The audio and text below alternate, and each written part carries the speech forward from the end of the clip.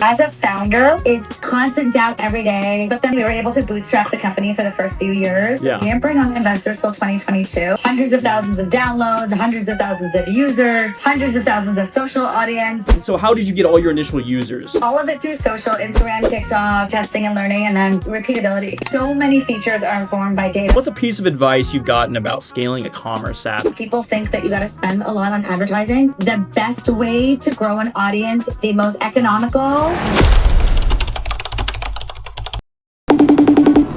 Excuse me, are you Maggie, the one who bet on live shopping before it was cool and then turned that bet into a platform with over 200,000 plus users? That's me. Whoa, okay. So you saw what was going on overseas, right? And you made it work here in the US. You built a whole new way for people to shop through influencers. But that's not luck, that's a vision, right? That's crazy.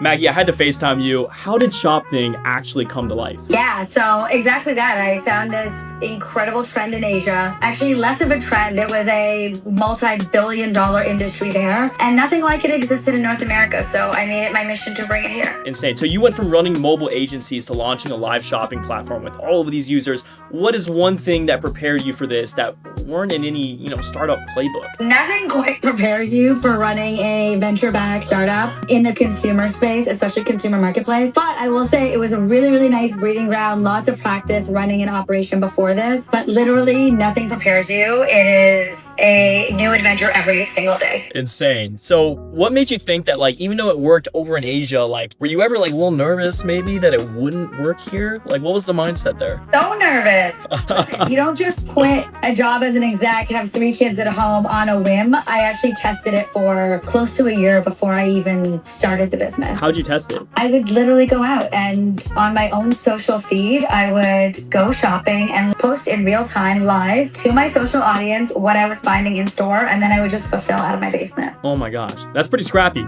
So how did you get all your initial users? Was it just that scrappy? It was super scrappy. Okay. Yeah. All of it through social, Instagram, TikTok, just making really great content that tended to go viral, which was amazing. You made that sound really easy. A lot of people really struggle with trying to go viral. It was not easy. What was all right, talk me through the strategy then. So if you're trying to go viral for your mobile app on Instagram or TikTok, are you scripting out the viral hooks? Are you testing a lot of things? Are you working with influencers?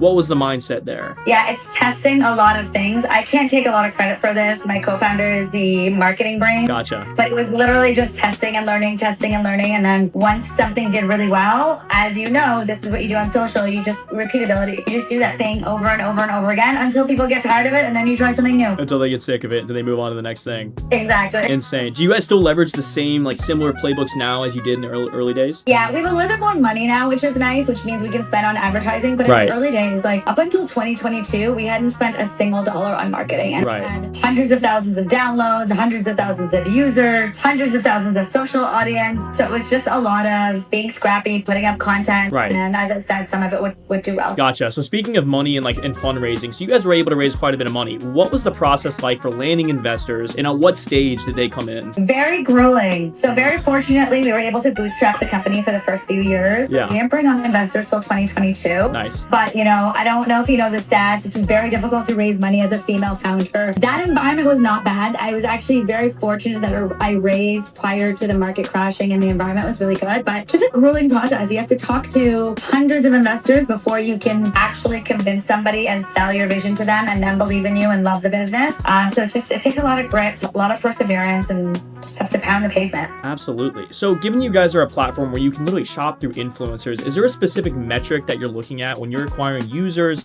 And then on the product side, when you're looking at your user metrics, who's actually converting? What kind of metrics are you looking at? Yeah, that's a great question. So on bringing in customers, we're always looking at CAC. It's just a very standard marketing metric. Right. We want to make sure we also have a healthy business. We're not spending too much in CAC. Also looking at the lifetime value of our customer to make sure that, again, if I'm spending $5 in CAC, I don't want the lifetime value of my customer to be $2, because then I'm in the hole. If I spend spend $5, I want my lifetime customer value to be $20, $30, Right. $40. So those are kind of the metrics that we look at on that side. And then on the engagement side, because we're an entertainment platform, yes, we sell things in real time, but it's very entertaining. It's via live video. We look at time spent in app, views per product, things like that, more engagement type metrics. So we look at marketing in app. Can you talk a little bit about how maybe some of those metrics may have informed a product decision? Maybe it's a new feature, maybe it's taking out a feature. How has that evolved, and what metrics are you looking at for those? So many features are informed by data. So I'm very data driven. I love data. I won't do anything without it. So it's exactly that. It's like, look at the metrics and see. So as an example, we had a lot of users viewing items, but not a lot of sales. And we found that in our app, like the viewership to sales was kind of low. Not quite conversion in our world, but something similar just because we're an entertainment platform. But then we realized, okay, people are going through a lot of products. They're viewing a lot of things, and then they kind of lose the items that they maybe want to purchase. So we implemented something called a wish list, where you can add items to your wish list, give you an easier way to go back to the things that you loved. And then all of a sudden we saw that number bumped up quite a bit. So just tracking your metrics and then also testing. So a lot about testing. So test something. If it works, great. If it doesn't work, then test something new. What's your philosophy with testing? Are you someone that's an A/B tester, or are you an A through Z tester? A/B tester all the way. And I love testing everything. We also have a model where we roll out slowly.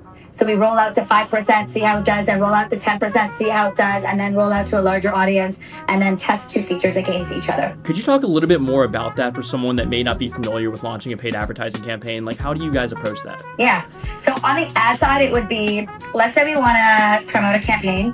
We'll create two different ads for the same campaign, run them against two different audiences, of course, and then see which ad does better. The ad that does better, we always put more money against, and then the ad that doesn't, we drop it off. So very simply just testing what resonates better, easier, easier customer. And so the influencers that are on your platform, do you guys work out different deals with them to leverage that content for ads as well? Yeah, you got it. Exactly that. Amazing. With that long term, and they're part of our marketing strategy. And how did you build that influencer network? That's quite a lot of work. Oh, there's a lot of influencer networks that exist and tools that exist. So we work with some of the tools that have a ton of influencers on board. But we have found the best influencers for us have come from either our audience, so people that were already ShopThing. They already love it. Yeah. Fans or customers. They're a fan. Or ones that we've gone after ourselves versus working with an agency. Amazing. So what's one moment where you maybe thought that like ShopThing, like, is this thing gonna work? Is this thing not gonna work? Like, is there any times where you were just kind of feeling a little bit confused? Like, what's gonna happen? As a founder, I have this every single day. Yeah. It's literally, the highs are highs, the lows are lows. So when it's working, you're like, I'm a genius. I built the most incredible thing. And when it's not working, you're like, I am so dumb. There's no way this is going to work. So it's constant doubt every day. You never think you're making the right decision. But then when something works, you're like, oh yeah, maybe I did make the right decision. You just that was it. 100%. You just got to tell the voice to shut up and you move on, right? So what's a piece of advice you've gotten about scaling a commerce app that you think is total bogus? Not a piece of advice, but I think it's common play. People think that you got to spend a lot on advertising. My personal view, and especially in today's market where, money is not free, it's hard to come by. I would say the best way to grow an audience is the most economical, so really cheap. Spend little on acquiring your customers and try and do it organically. Because what happens is when money becomes expensive and you can't spend as much, you want to know that you still have a business that will continue to grow and that can sustain itself even when there is no money. So you don't want to be, again, like I kind of mentioned it, you don't want to spend $5 on your customer and only get $3 out of them. 100%. And what's one piece of advice you would have for someone based on all of your experience, for someone that may be launching a commerce app or any kind of consumer app in today's, let's say in 2025, what would you tell that person? I would say don't do it. I'm just kidding. This is very difficult. My next business will be a B2B SaaS business. Nice, interesting. But I think it's like listen to your audience, listen to your customer. The nice thing about having a consumer business is, in the B2B world, you might have 10 customers. In a consumer business, you have hundreds of thousands. So talk to your audience, talk to your customers. Often get feedback, iterate, build your product and grow your product based on what your customer wants, because that's who you're serving ultimately. Absolutely. And there's so many of them. Yeah, that you got to make sure you're listening at all times. Super valuable. So where do you see the future of live commerce heading, or live shopping heading, and how does ShopThing fit into that vision? Yeah, I think it continues growing. It's still quite a nascent space. There's only a few of us doing this in North America. Wow. I think the future of commerce in general is video based, and that's what we're doing along with a couple of our peers in this space. It's just like, think about TikTok, think about Instagram. Everything's moved towards video content. We want to interact in this way as well. We don't, I don't want you to interview me and then put up my questions online. People want to see this. Yeah. So I think we'll just continue growing, and we're one of the early ones leading the charge in this space. So I think there's Let's go. Let's go. To still do. Yeah, let's go. Love it. Let's go. All right. So where can everyone tap into ShopThing? Where can everyone get started? Yeah, so we have an app both on the iOS and Android Play Store. It's just ShopThing. And we also have socials at ShopThing on both TikTok and Instagram. You can find us there, and hopefully you'll love the experience. Amazing. Maggie, this was the best. Thank you so much for picking up and answering all these questions. Looking forward to talking to you soon. Sounds good. I appreciate it. All right. Thanks, Maggie.